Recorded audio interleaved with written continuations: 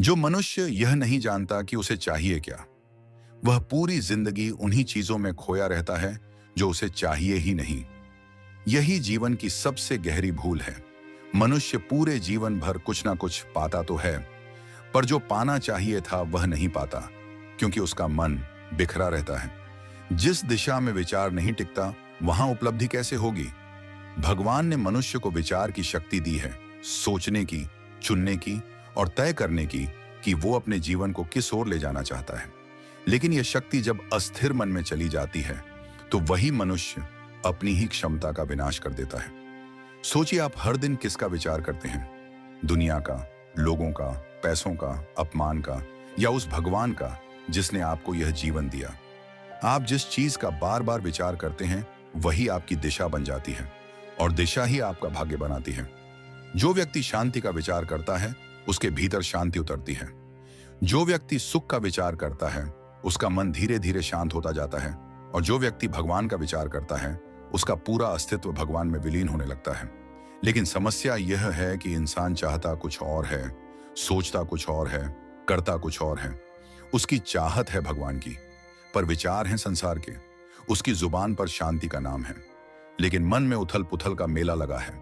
और जब मन बिखरा हो तो ध्यान कहाँ टिकेगा? जब विचार ही असंगत हो तो आशीर्वाद कैसे फलेगा?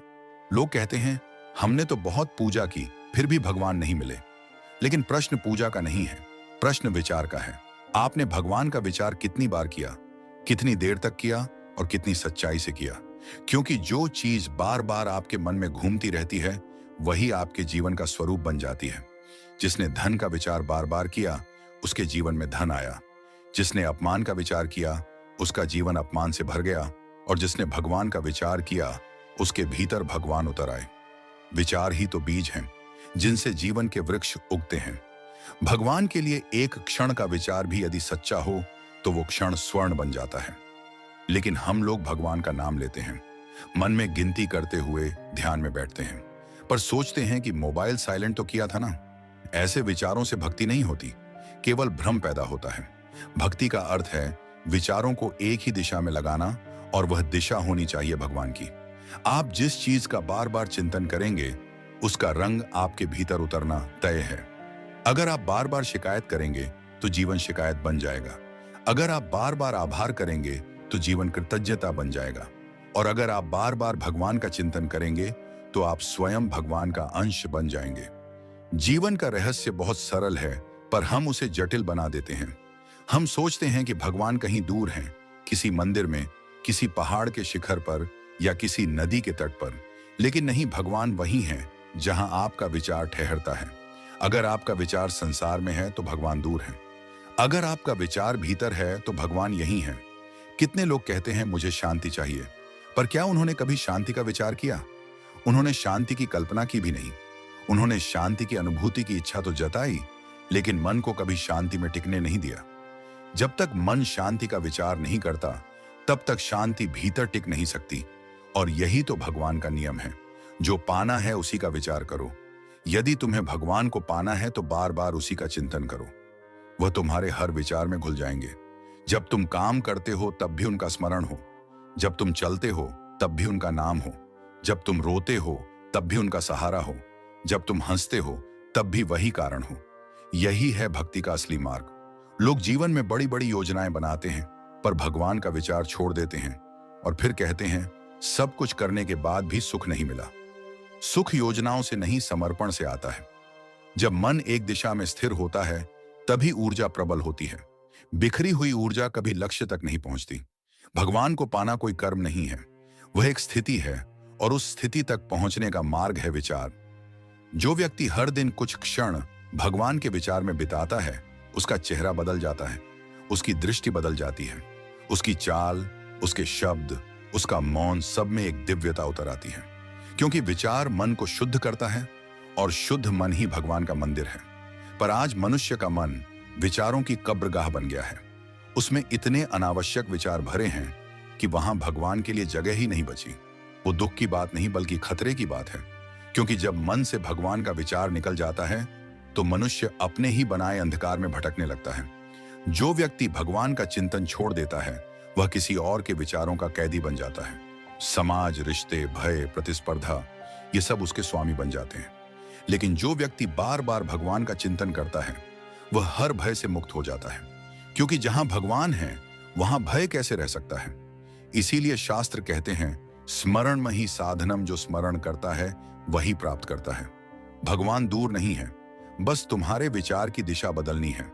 अब आपसे एक छोटी सी विनती है, अगर अब तक की यह बातें आपके भीतर कुछ हिलाने लगी हैं तो बस दिल से लाइक कीजिए और कमेंट में लिखिए, मैं अब से केवल भगवान का विचार करूंगा। यह एक संकल्प नहीं, एक मार्ग की शुरुआत होगी। अब आगे सुनिए, क्योंकि असली गहराई वहीं से शुरू होती है जब विचार के बाद स्थिरता आती है, जब भगवान के चिंतन से जीवन का पूरा ताना बाना बदल जाता है। अब समझते हैं आखिर कैसे बार बार किया गया विचार हमारी नियति को बदल देता है। हर परिवर्तन की शुरुआत विचार से होती है। जिस दिशा में विचार बहता है उसी दिशा में जीवन बहने लगता है। यही वजह है कि जो मनुष्य बार बार भगवान का विचार करता है उसका पूरा जीवन धीरे धीरे ईश्वरीय बन जाता है। वो व्यक्ति दुनिया में रहकर भी दुनिया से ऊपर हो जाता है। उसके भीतर जो शांति उतरती है वह किसी बाहरी साधन से नहीं आती, वो आती है भीतर के बार बार किए गए स्मरण से। जो बार बार ईश्वर का स्मरण करता है वह एक दिन वैसा ही बन जाता है, शांत, गहरा, विशाल और अचल। लेकिन यह मार्ग आसान नहीं है, क्योंकि जब आप भगवान का विचार करना शुरू करते हैं तो सबसे पहले मन विद्रोह करता है। मन कहता है, क्यों सोचो किसी को जो दिखता नहीं, क्यों ना सोचो उन चीजों को जो तुम्हारे सामने हैं। मन हर पल आपको बहकाएगा, क्योंकि मन जानता है अगर तुम भगवान के विचार में डूब गए तो वो मन तुम्हारा सेवक बन जाएगा, और मन को सेवक बनना पसंद नहीं, उसे तो राजा बने रहना है। इसलिए वो तुम्हें बार बार खींचेगा, कभी मोह में, कभी वासना में, कभी भय में, कभी क्रोध में। लेकिन भक्त का काम है हर बार उसे वहीं वापस ले आना जहां से सब शुरू हुआ था, भगवान के विचार में। कभी कभी लोग कहते हैं भगवान का विचार बार बार करने से क्या मिलेगा। मैं कहता हूं जो बार बार सांस लेते हैं उन्हें जीवन मिलता है। जैसे बिना सांस के शरीर मर जाता है, वैसे ही बिना भगवान के विचार के आत्मा मर जाती है। जो केवल जीता है वो जीव है, जो सोचता है भगवान का वो चेतन है, और जो जीते जी उसी चेतना में विलीन हो जाता है वही मुक्त है। देखो, जीवन कोई बाहरी युद्ध नहीं है, असली युद्ध भीतर है। बाहर का संसार तो बस प्रतिबिंब है, भीतर जो चल रहा है उसका। अगर भीतर भगवान का विचार है तो बाहर की परिस्थिति कितनी भी कठोर क्यों ना हो, मन शांत रहेगा। लेकिन अगर भीतर संसार का विचार है तो बाहर कितना भी आराम क्यों ना हो, बेचैनी बनी रहेगी। आज का मनुष्य यही भूल कर बैठा है। वह सोचता है कि सुख बाहर है, वस्तुओं में, संबंधों में, प्रशंसा में। लेकिन उसने कभी यह नहीं सोचा कि सुख तो उस विचार में है जो बार बार उसे भीतर खींचता है।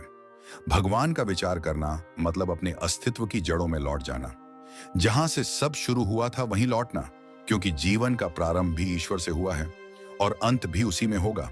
अब प्रश्न उठता है, क्या केवल विचार से ही भगवान मिल जाते हैं? नहीं, केवल विचार से नहीं, परंतु विचार ही पहला द्वार है। जिसने द्वार खोला है वही भीतर जाएगा। जो विचार करता है वह स्मरण करता है, जो स्मरण करता है वह अनुभव करता है, और जो अनुभव करता है वही एक दिन जान लेता है कि भगवान कभी बाहर थे ही नहीं। किसी ने मुझसे पूछा, भगवान को सोचते सचते क्या वह सच में मिल सकते हैं?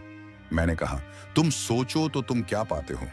जब तुम चिंता करते हो क्या चिंता सच्ची नहीं लगती? जब तुम भय सोचते हो क्या भय सच्चा नहीं लगता? तो जब तुम भगवान को सोचोगे तो वह भी सच्चे लगने लगेंगे, क्योंकि मन वही वास्तविक बना देता है जिसे वह बार बार छूता है। तुम्हारे विचारों की दुनिया ही तुम्हारी सच्चाई बन जाती है। तो अगर तुम भगवान का विचार करोगे तो धीरे धीरे वही सच्चाई तुम्हारे भीतर उतर जाएगी। विचार की शक्ति इतनी प्रबल है कि वह पत्थर को भी देवता बना सकती है, क्योंकि जब तुम किसी रूप में बार बार ईश्वर को देखते हो, उसी रूप में चेतना जागने लगती है। वो पत्थर नहीं रहता, वो प्रतीक बन जाता है उस ऊर्जा का जिसे तुम बार बार सोचते आए हो। यही कारण है कि मूर्ति पूजा को अंधविश्वास नहीं कहा जा सकता, क्योंकि यह विचार की दिशा का अभ्यास है। तुम्हारा ध्यान, तुम्हारा प्रेम, तुम्हारा स्मरण सब मिलकर उस रूप में जीवन भर देते हैं।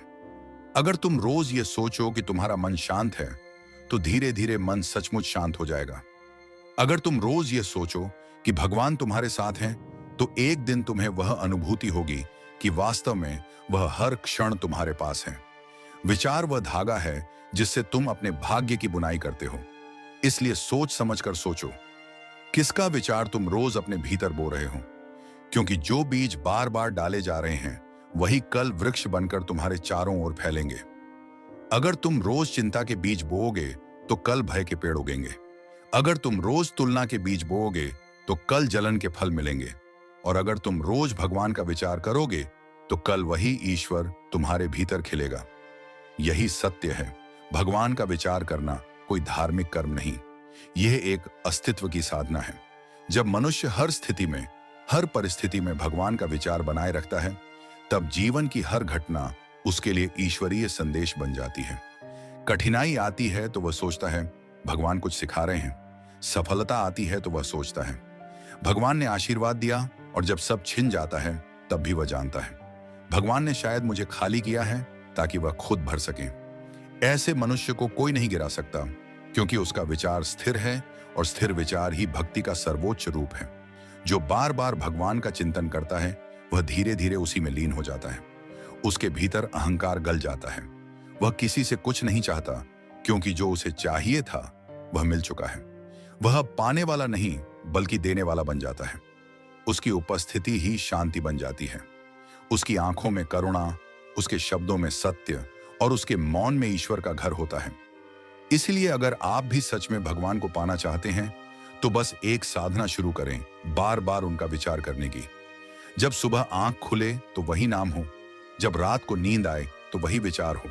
दिन में चाहे कितनी भी उलझने क्यों ना आए, बार बार उसी स्मरण में लौटते रहो। धीरे धीरे वह स्मरण तुम्हारा स्वभाव बन जाएगा, और जब स्मरण स्वभाव बन जाए तब भक्ति पूर्ण हो जाती है। भगवान कहते हैं तुम 1 कदम चलो, मैं 10 कदम आऊंगा। लेकिन वह पहला कदम है विचार का। अगर तुमने मन को भगवान की ओर मोड़ लिया तो जीवन अपने आप दिशा पालेगा। जब मनुष्य के विचार बदलते हैं तो उसकी पूरी नियति करवट लेती है। विचार ही तो वह अदृश्य शक्ति है जो आत्मा को आकार देती है, और जब आत्मा का केंद्र भगवान की ओर मुड़ जाता है तब जीवन का हर क्षण प्रार्थना बन जाता है, हर सांस भक्ति बन जाती है। आप देखिए, जब कोई व्यक्ति किसी चीज में खो जाता है तो वह वैसा ही बन जाता है। जो धन का दीवाना होता है, उसका चेहरा, उसकी चाल, उसके शब्द, सब में लोभ उतर आता है। जो क्रोध का विचार करता है उसकी आंखें आग बन जाती हैं, और जो भगवान का चिंतन करता है उसकी दृष्टि में करुणा आ जाती है। वो चलता भी है तो जैसे कोई दीपक चल रहा हो, वो बोलता भी है तो जैसे कोई मंत्र बह रहा हो, क्योंकि उसका विचार अब साधारण नहीं रहा, वो दिव्यता का वाहक बन चुका है। जो बार बार भगवान का विचार करता है वह जानता है कि संसार की हर वस्तु अस्थायी है, और जो यह जान लेता है उसे कोई विचलित नहीं कर सकता। उसकी मुस्कान स्थायी होती है, उसका मौन अर्थपूर्ण होता है। वह भीड़ में भी अकेला नहीं होता, क्योंकि उसका साथी खुद भगवान होता है। पर याद रखिए, भगवान का विचार करने का मतलब केवल नाम जपना नहीं, बल्कि उस विचार को अपने आचरण में उतारना है। अगर आप भगवान का चिंतन करते हैं पर जीवन में छल रखते हैं तो वह चिंतन नहीं छलावा है। अगर आप भगवान का नाम लें और किसी के हृदय को ठेस पहुंचाएं तो वह नाम व्यर्थ है। सच्चा विचार वही है जो आपके व्यवहार को बदल दे। जब आपके शब्दों में मिठास आने लगे, जब आपके कर्मों में करुणा आने लगे, जब आपके भीतर से अहंकार गलने लगे, समझिए भगवान का विचार आपके भीतर जीवित हो गया है। वह विचार जो आपको भीतर से हिला दे वही सच्चा विचार है। वो विचार जो आपको बार बार भीतर लौट आए वही ईश्वर का मार्ग है। हर बार जब आपका मन बिखर जाए, हर बार जब आपको लगे कि जीवन भारी हो गया है, बस रुक जाइए और भीतर कहिए, भगवान मैं आपको सोच रहा हूं। याद रखिए, यह कहना ही ध्यान है, यह सोचना ही भक्ति है, क्योंकि भगवान आपकी आवाज से नहीं आपके विचारों से सुनते हैं। वह आपके मन के भाव पढ़ते हैं, आपकी नीयत का वजन जानते हैं। इसलिए उनके लिए कोई भाषा नहीं चाहिए, कोई श्लोक नहीं चाहिए, बस सच्चे विचार चाहिए। और जब विचार सच्चे हो जाते हैं तब भगवान का उत्तर भी मिलने लगता है, कभी शांति बनकर, कभी संयोग बनकर, कभी किसी अजनबी की मदद बनकर। पर उत्तर आता जरूर है। जो सोचता है कि भगवान मौन है, उसे अभी अपने विचारों को शुद्ध करना बाकी है, क्योंकि भगवान मौन नहीं, आपके विचारों के शोर में उनकी आवाज दब जाती है। आप बस अपने भीतर की गंदगी को साफ कीजिए, फिर देखिए हर दिशा से उनका संदेश सुनाई देगा। हर घटना, हर बात, हर अनुभव आपको उसी ओर ले जाएगा जहां आपने बार बार सोचा था। यही कारण है कि महापुरुष कहते हैं, मनुष्य वही बनता है जिसका वह निरंतर विचार करता है। अगर आप बार बार दुख का विचार करते हैं तो दुख आपका घर बन जाएगा। अगर आप बार बार भय का विचार करते हैं तो भय आपका स्वामी बन जाएगा। पर अगर आप बार बार भगवान का विचार करते हैं तो भगवान स्वयं आपके स्वामी बन जाएंगे। और जब स्वामी भगवान हो तो जीवन में डर कैसा, अभाव कैसा? अब स्वयं से पूछिए, आप हर दिन क्या सोचते हैं? क्या आपके विचार आपको भगवान की ओर ले जा रहे हैं या संसार की ओर खींच रहे हैं? क्योंकि अगर दिशा गलत है तो गति व्यर्थ है। भक्ति वही है जहां विचार की दिशा सही हो, और सही दिशा एक ही है, भगवान की ओर। इसलिए आज से बस इतना संकल्प लीजिए, हर दिन कुछ क्षण भगवान के विचार में बिताना। वो समय नहीं मांगते, वो आपका ध्यान मांगते हैं। जब आप उन्हें सोचते हैं वो आपके पास आते हैं, और जब आप भूल जाते हैं वह दूर नहीं जाते, बस मौन हो जाते हैं, प्रतीक्षा करते हैं कि आप फिर से उन्हें याद करें। तो आइए अब इस क्षण से ही विचार बदलते हैं। अब संसार का नहीं, भगवान का चिंतन करते हैं। अब शिकायत नहीं, समर्पण करते हैं। क्योंकि जो पाना है बार बार उसी का विचार करना होगा, और जब विचार बार बार होगा तो वह ईश्वर स्वयं बनकर आपके जीवन में उतर आएंगे। और अब अगर इस पूरी बात ने आपके भीतर एक चिंगारी जगाई है, अगर आपको लगा कि यही वह मार्ग है जिसे अब अपनाना चाहिए, तो इस वीडियो को लाइक कीजिए और कमेंट में लिखिए, अब मेरा हर विचार भगवान का होगा। ये वाक्य ही आपका पहला कदम है उस मार्ग पर जहां भक्ति ज्ञान में बदलती है और जीवन मोक्ष में। क्योंकि यही तो शिव भक्ति ज्ञान का संदेश है। भगवान को पाने के लिए कहीं जाने की जरूरत नहीं, बस अपने विचारों को उनके नाम से भर दीजिए। फिर देखिए, भगवान खुद आपके जीवन का विचार बन जाएंगे। धन्यवाद दोस्तों।